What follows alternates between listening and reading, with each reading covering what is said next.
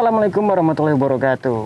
Halo sahabat PUPR, bertemu lagi dengan kita di acara OCK, obrolan cipta karya, yang biasa membahas bidang keciptakaryaan PUPR. Bersama saya kali ini Tias Sanusukron di episode keempat yang membahas tentang pisau. Nah, di samping saya ini sudah ada pakarnya nih yang paham pelaksanaan pisau di Provinsi Kepulauan Bangka Belitung tahun 2021. Halo, selamat siang Pak Berkah. Selamat siang Mas Tias. Senang sekali saya berada di sini untuk acara program OCK, dan alhamdulillah dengan suasana terik matahari, mudah-mudahan kita bisa menyampaikan hal-hal yang memang perlu diketahui oleh sahabat PUPR di sini. Nah, sahabat PUPR, Pak Berkah ini merupakan tenaga ahli provinsi atau TAPR program pisau ya Pak ya? Betul Mas Tias. Iya. Oh Pak, ini kita sekarang ada di mana nih Pak? Sekarang kita berada di lokasi infrastruktur pisau tahun 2020 yang lalu, yang berada di Desa Tanjung Gunung, Kecamatan Pangkalan Baru, Kabupaten Bangka Tengah. Alhamdulillah sudah selesai dilaksanakan. Salah satu ini Pak ya, pembangunan kita di sini ya pisau ya Pak? Ya, jadi di sini dibangun berupa talut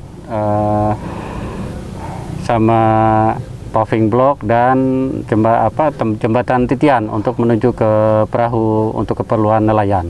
Nah, jadi teman-teman PUPR, kita kali ini akan membahas pisau dan akan ngobrol santai nih bareng Pak Berkah di cuaca yang terik-terik gimana Pak ya? Terik-terik membahagiakan.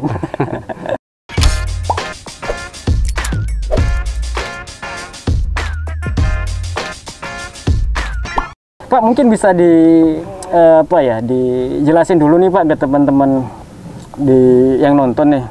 Pisau ini apa sih sebenarnya Pak? Oke, baik sahabat PUPR. Seperti kita ketahui bahwa pisau ini adalah salah satu program kegiatan dari Direktorat Jenderal Cipta Karya untuk pengembangan infrastruktur sosial ekonomi wilayah, seperti yang singkatan dari pisau itu sendiri. Jadi pisau ini program infrastruktur sosial ekonomi wilayah, di mana untuk penanganan skala kawasan. Jadi pisau ini program infrastruktur sosial ekonomi wilayah. Salah satu program yang berbasis masyarakat untuk penanganan peningkatan ekonomi sosial wilayah. Ini tujuan pemerintah sebenarnya apa ya Pak? Ada program pisau ini Pak? Kalau untuk program pisau ini tujuannya yang pertama itu adalah untuk membangun baru atau meningkatkan kualitas infrastruktur yang dalam skala kawasan. Terus yang berikutnya adalah untuk peningkatan ekonomi sosial wilayah. Itu sih Mas Tias. Ini yang salah satu yang kita bangun di sini tuh apa nih Pak? Kalau di sini salah satu infrastruktur transportasi, yaitu untuk tambatan perahu. Ini Pak ya? Iya, jembatan titian. Jadi kalau di pisau ini infrastruktur yang bisa dibangun melalui dana pisau ini adalah berupa infrastruktur transportasi, di mana di situ infrastruktur transportasi antara lain seperti transportasi darat, yaitu berupa jalan. Jalan sendiri bisa jalan tanah, bisa jalan aspal, bisa jalan sirtu, bisa jalan rapet beton. Terus untuk infrastruktur jalan yang lainnya adalah infrastruktur penghubung antara darat dengan perairan, misalkan dengan sungai atau dengan laut. Contohnya seperti yang kita lihat di sini, yaitu berupa jembatan titian atau tambatan perahu tempat labuh perahu untuk keperluan nelayan. Terus infrastruktur yang lainnya adalah infrastruktur air minum dan infrastruktur sanitasi.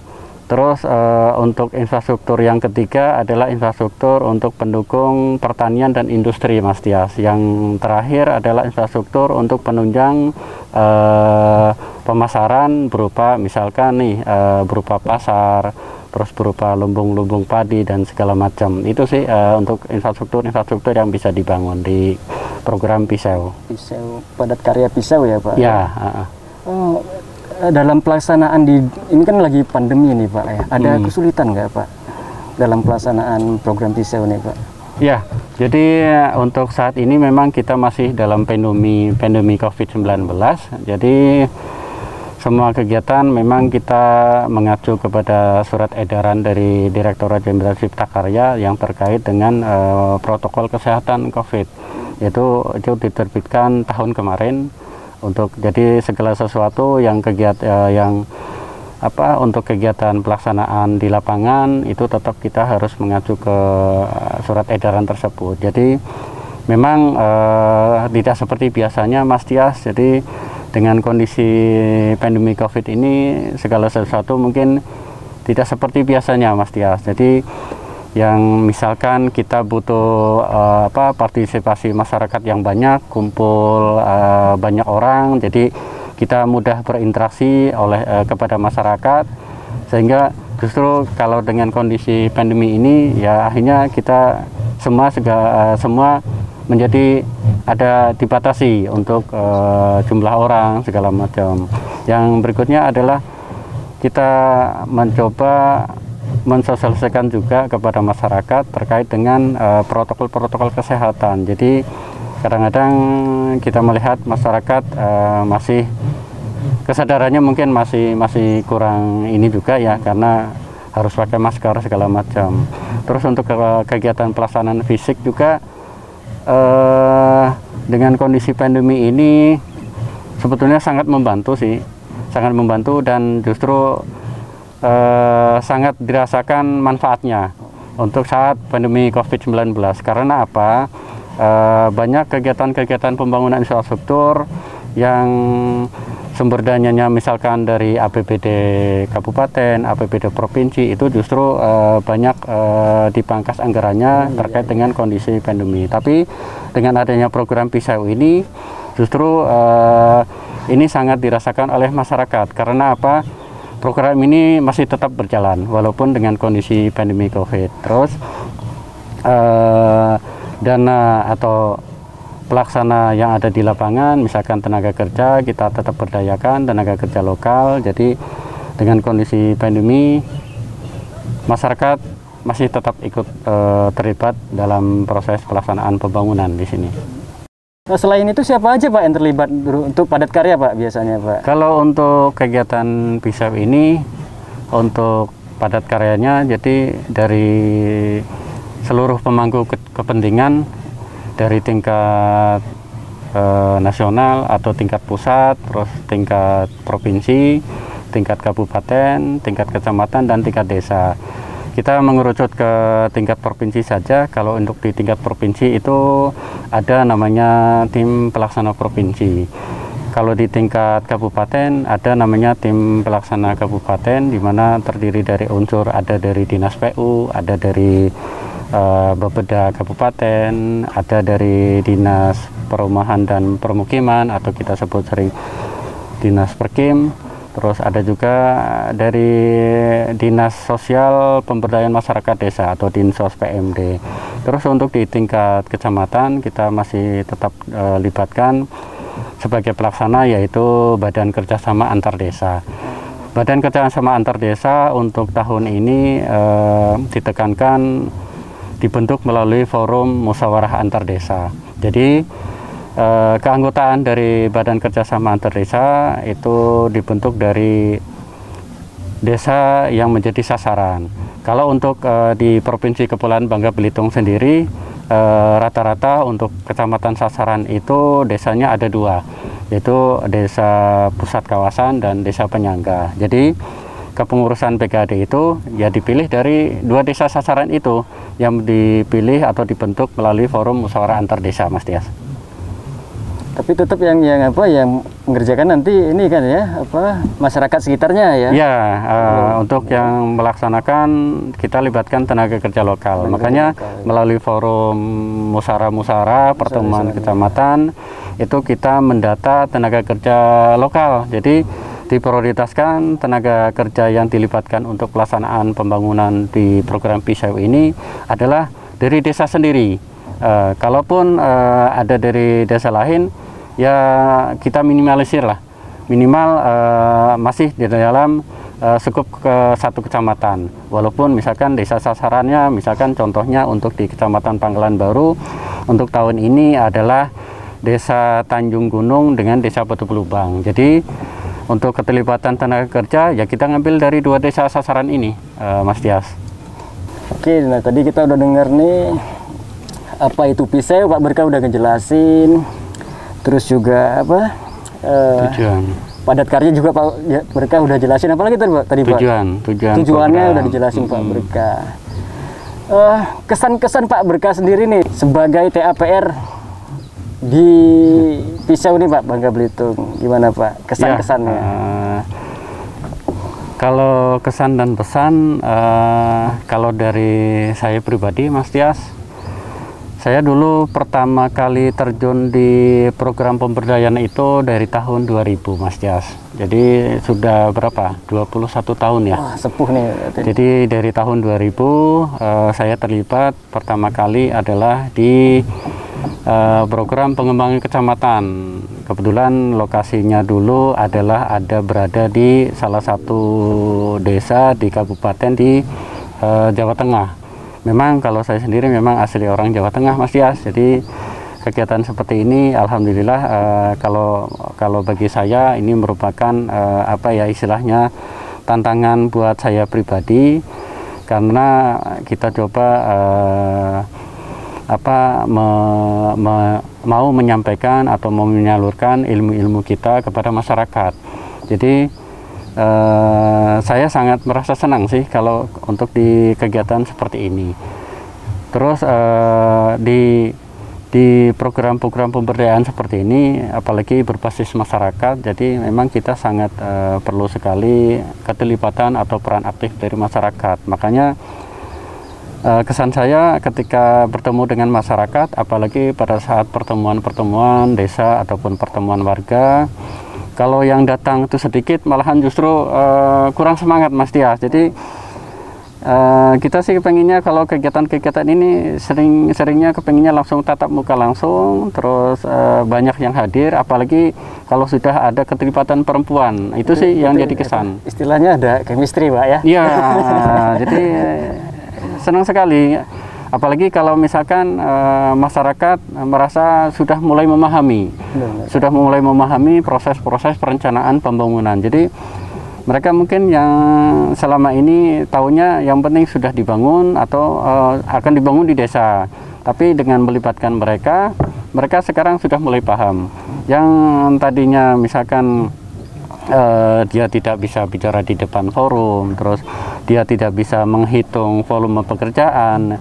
Dengan melibatkan mereka, akhirnya mereka sudah mulai memahami, dan itu menjadi kesan yang istilahnya kesan positif bagi saya selaku fasilitator ya. Kalau zaman dulu kan sebutannya ada fasilitator, kalau di PNPM atau di program lain ada fasilitator masyarakat, ada yang disebut sebagai tenaga fasilitator lapangan. Kalau untuk PISEW sendiri, kalau di tingkat kecamatan fasilitator masyarakat, terus ya di provinsi ada tenaga ahli provinsi, ada asisten tenaga ahli provinsi. Terus pesan-pesan saya selaku tenaga ahli provinsi ya, mudah-mudahan program PISEW ini masih berkelanjutan Mas Tias. Apalagi kalau dilihat dari potensi-potensi di seluruh wilayah, terutama di kabupaten kota. Justru untuk di Kabupaten Belitung dan Belitung Timur itu malahan justru sepertinya belum pernah didanai oleh PISEW. Jadi mudah-mudahan sih tahun depan sih bisa didanai. Itu sih salah satu harapan ya. Yang pesan yang berikutnya mungkin kepada masyarakat desa atau terutama pemerintahan desa terkait dengan ketika infrastruktur sudah terbangun ya. Jadi ketika infrastruktur sudah terbangun dan sudah dilakukan serah terima aset ya, kami pesannya sih kepada pemerintah desa segeralah alokasikan anggaran desanya, entah itu dari anggaran dana desa atau dari pendanaan lainnya untuk memelihara infrastruktur yang sudah terbangun. Jangan sampai infrastruktur yang sudah terbangun malahan justru dibiarkan dan tidak terawat, akhirnya ujung-ujungnya rusak, Mas Tias. Nah, itu sih pesan kami kepada, mungkin yang pertama kepada pemerintahan desa terkait lah untuk kegiatan pisau ini, Mas Tias. Oke, tadi harapan-harapan Pak Berkah itu terkait kelangsungan pisau ya Pak ya? Keberlanjutan. Kalau harapan Pak Berkah tentang apa ya, kolaborasi berbagai pihak ke depannya gimana nih Pak? Ya, jadi untuk terkait dengan kolaborasi berbagai pihak, jadi untuk kegiatan pisau kami pernah merasakan ketika menemukan permasalahan, Mas Tias. Jadi kadang-kadang ada beberapa hal yang mungkin di luar dugaan kita, seperti misalkan usulan kegiatan yang telah disampaikan oleh masyarakat desa melalui forum pertemuan kecamatan, itu ternyata setelah disurvei ke lapangan, disurvei kawasannya, ternyata kadang-kadang kita menemukan lokasi tersebut masuk di dalam sebuah kawasan yang yang perlu seperti perizinan-perizinan tertentu. Misalkan nih titik koordinatnya berada di kawasan hutan lindung atau kawasan hutan produksi, atau contohnya lain yang seperti kegiatan tambatan perahu itu masuk ke dalam zona laut, misalkan dia masuk ke RZWP 3KP. Jadi itu hal-hal yang memang kita sangat membutuhkan kolaborasi berbagai pihak. Dalam hal ini adalah kita perlu adanya kerjasama dan koordinasi dari instansi-instansi terkait. Contohnya misalkan kalau masuk ke kawasan hutan lindung, hutan produksi, ya pastinya kita masih membutuhkan keterlibatan dari instansi seperti Dinas Kehutanan, terus dari Dinas Lingkungan Hidup, dan instansi-instansi lain seperti Bapeda juga. Terus seperti yang kegiatan yang masuk ke dalam zonasi pengelolaan air laut seperti RZWP 3K, itu masih harus koordinasi dengan tim-tim yang memang mereka lebih berwenang terkait dengan perizinan-perizinan tertentu. Untuk tahun ini memang ada sedikit permasalahan yang insya Allah sedang kami lakukan pendekatan juga, yaitu terkait dengan perizinan seperti izin penggunaan sumber daya air, karena salah satu kegiatan infrastruktur yang sedang diajuin perizinannya adalah berupa yang hampir sama dengan kegiatan yang di sini, yaitu berupa pasangan talut untuk tempat labuh perahu nelayan yang berada di Desa Batu Pelubang. Dan itu juga sedang kami lakukan pendekatan untuk mendapatkan izin, yaitu izin untuk penggunaan sumber daya air. Makanya kami sangat berharap sekali dengan adanya kolaborasi ini bisa untuk memudahkan kegiatan pisau di kabupaten, kota, atau di provinsi Bangka Belitung ini, Mas Tias. Dengan adanya penjelasan dari Pak Berkah ini menambah pengetahuan teman-teman di rumah dan dimanapun berada yang nonton ini sekarang. Pandemi ini gimana Pak ya? Lama ya, semoga lekas selesai ya. Sama-sama kita berdoa semoga pandemi ini lekas selesai ya Pak? Ya, kita berdoa mudah-mudahan Allah segera angkat wabah COVID-19 ini. Amin. Dan semoga Allah selalu menjaga kita semua, menjaga kesehatan kita semua, terutama kita, keluarga kita, teman-teman dekat kita, dan orang-orang yang selalu kita berikan untuk kegiatan pisau ini sih ya, terutama, dan untuk semua orang lah, terutama untuk semoga selalu dalam lindungan Allah Subhanahu wa Ta'ala. Amin. Amin. Nah, kita berdoa, tapi jangan lupa juga ikhtiar Pak ya, menerapkan 5M. 5M itu apa saja Pak Berkah? Menggunakan masker ya Pak? Menggunakan masker, mencuci tangan, menghindari kerumunan, menjaga jarak, mengurangi mobilitas. Oke, sampai jumpa di acara selanjutnya. Kami ucapkan terima kasih. Assalamualaikum warahmatullahi wabarakatuh.